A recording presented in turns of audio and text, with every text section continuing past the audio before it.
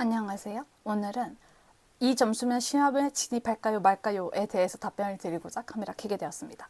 일단 시험을 진입할 때 처음 시험을 한번 봐본다 라는 정신까지는 오케이입니다. 그렇게 하시는 거 좋은 생각이에요. 아무 정보도 없이 그냥 드립다 해야지 이러고 들어가는 것보다야 훨씬 더 현실적인, 그리고 좀 냉철히 상황을 보려는 의지가 있다고 볼 수 있죠. 근데 저는 시험 준비하시는 많은 수험생들을 만나보고 또 들어보고 하는 입장에서 내가 이 시험을 왜 진입하려고 하는지부터 생각을 하고 들어가셨으면 좋겠습니다.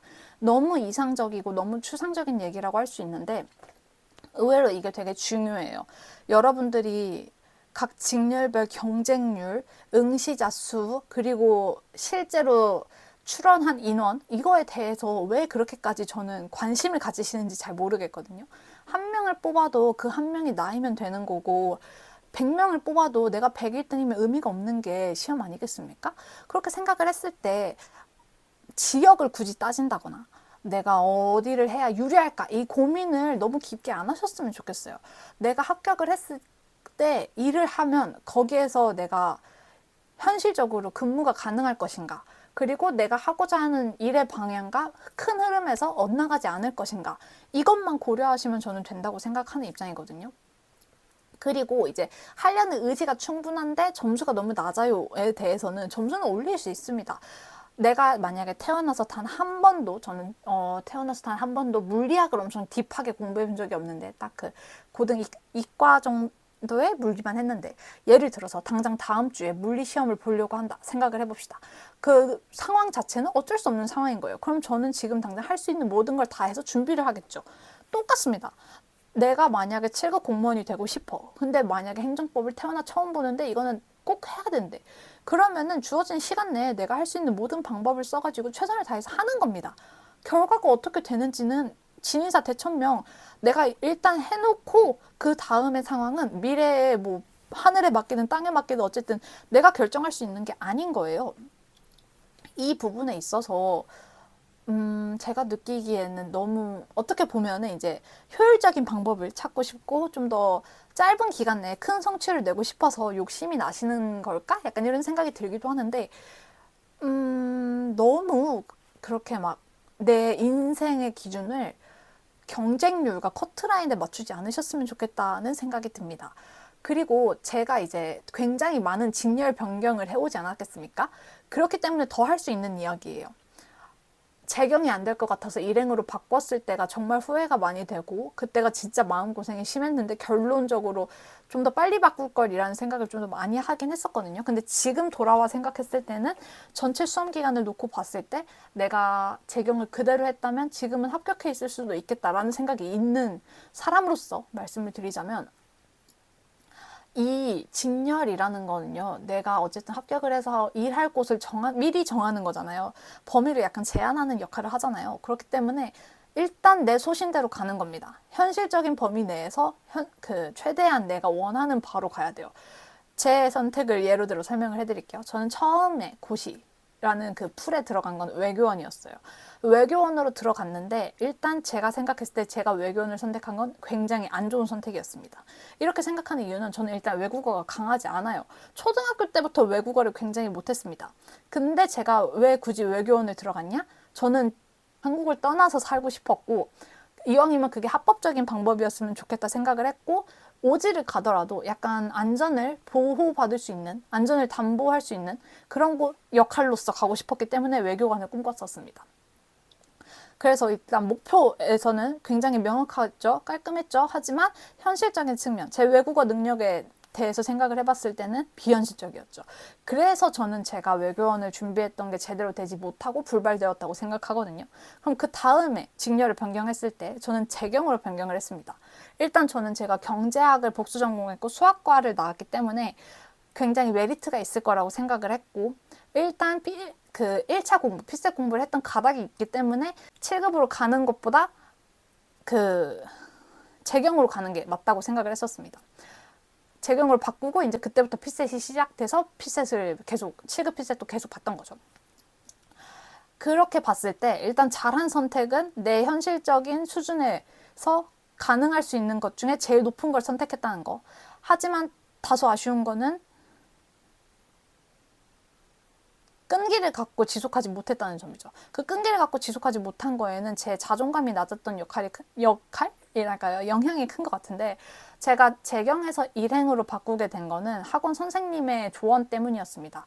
그 선생님께서 너는 재경 그대로 하면 앞으로 한 3, 4년간 합격 못 할 거야 라고 하셨는데, 돌이켜 생각해보면 3, 4년 동안 일행도 합격을 못 했고요.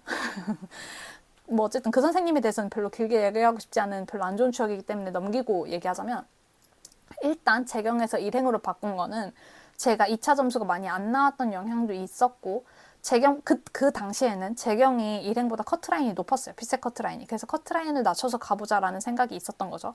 그래서 현실적인 측면에서 봤을 때 제가 재경을 떨어졌던 해에 제 피셋 점수가 일행 컷은 넘었었단 말이에요. 그러니까 재경 컷과 일행 컷 요 사이에 저가 있었던 거죠. 그래서 굉장히 1차 합격 관점에서는 현실적이었으나, 제가 가서 하고 싶은 일을 생각했을 때는 일행은 별로 그렇게 저에게 메리트가 없었던 거죠. 그러다 보니까 추진력이 좀 떨어지죠. 제일 먼저 하고 싶었던 외교원에서 한 단계 낮춰서 재경으로 갔는데, 재경에서 또 낮춰서 일행으로 갔으나 이제 점점 의욕은 떨어지는 거잖아요. 수험생활은 점점 길어지고 있고 1차 합격선은 가까워지고 있지만 2차 과목은 계속 바뀌고 있는 상황인 거죠. 그래서 제가 생각해서 지금 돌이켜 생각해 봤을 때, 제가 떨어지게 된 이유는 정말 여러 개가 있지만 가장 큰 거는 여러 직렬을 계속 바꿨다는 거에 있다고 보거든요. 그래서 더욱이 더 여러분들한테 강하게 말할 수 있는 거예요.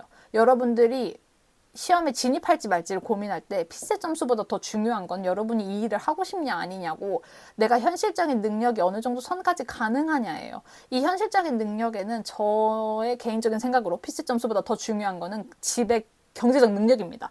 내 수험 생활을 뒷받침해 줄 수 있는 가정 환경이 되냐, 아니면 내 지금 저축 수준이 내 수험 생활 2, 3년 정도는 커버 가능한 수준이냐, 이게 제일 중요하다고 생각합니다. 너무 속세 사람이라고 생각하실 수도 있겠지만 그게 제일 중요해요. 일단 수험 생활을 하기로 했으면 수험생이 그 수험 관련해서, 그러니까 교재값이라거나 강의값이라거나 이런 거에 돈 아끼지 않을 수 있어야 돼요.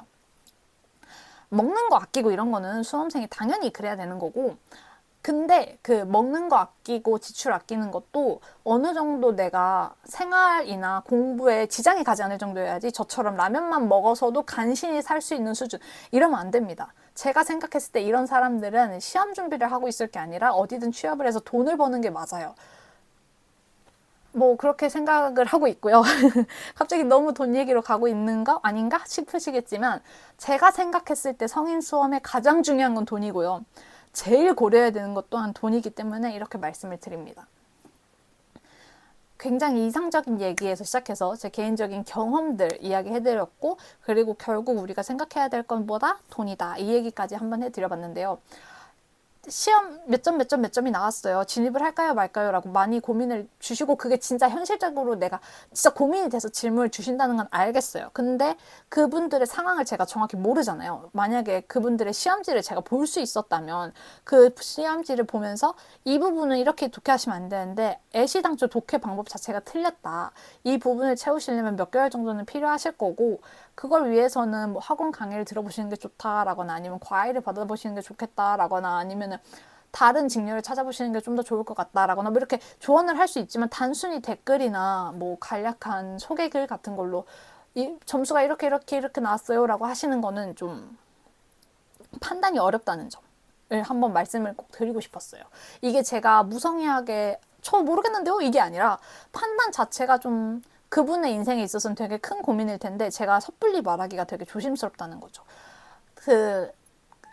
그런 이렇게 고민 질문에 대해서 다른 분이 저 대신 답글 달아주신 거 봤는데, 막 30점대, 40점대 이런 분들에 대해서는 현실적으로 좀 어렵다 이렇게 말씀을 하시기도 하더라고요. 근데 저의 경우 기억이 안 나는데 어쨌든 7급 시험에서 한번 상판에 40점대를 맞은 적이 있어요.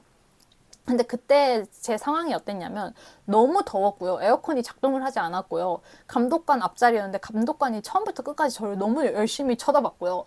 그것 때문에 이제 저는 너무 덥고 정신없으니까 시험이 실전인데도 실전이고 나발이고 약간 온 정신이 그냥 빨리 끝내고 집에 가고 싶다 밖에 없었던 상황이었던 때가 있었습니다.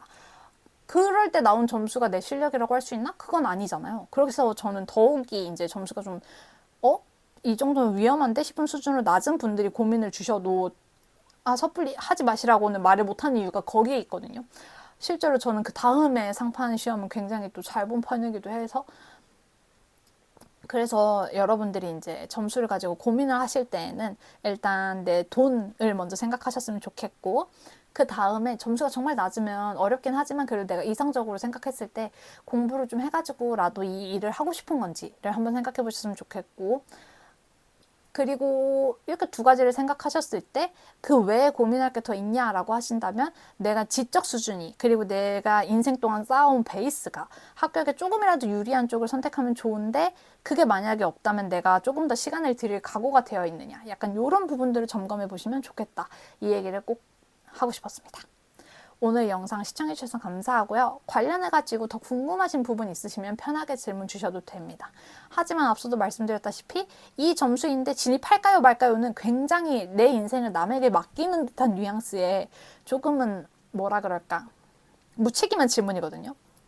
자기 인생에 대해서는 자기가 책임을 져야 되는 거고, 그 자기 책임이라는 거는 내가 이 점수 뜨면 점수를 올리겠다라고 생각을 하는 게 현실적이고 좀 더 발전적인 생각인 거지, 내가 점수가 이렇게 낮으니까 나는 7급은 안 되려나 봐, 이게 아니라는 점 꼭 한번 말씀드리고 싶었습니다. 피셋은 타고나야 되는 게 아니라 어쨌든 노력으로 커버를 할 수 있어요. 근데 사람에 따라서, 해온 베이스에 따라서 몇 년이 걸릴 수 있고 몇 달이 걸릴 수 있다, 딱 요 차이밖에 없다고 저는 보거든요. 이 점만 잘 생각해 보시고 결정하시고 고민해 보시면 좋을 것 같습니다. 오늘 영상도 시청해 주셔서 감사하고요. 다음 영상에서 뵙도록 하겠습니다. 안녕.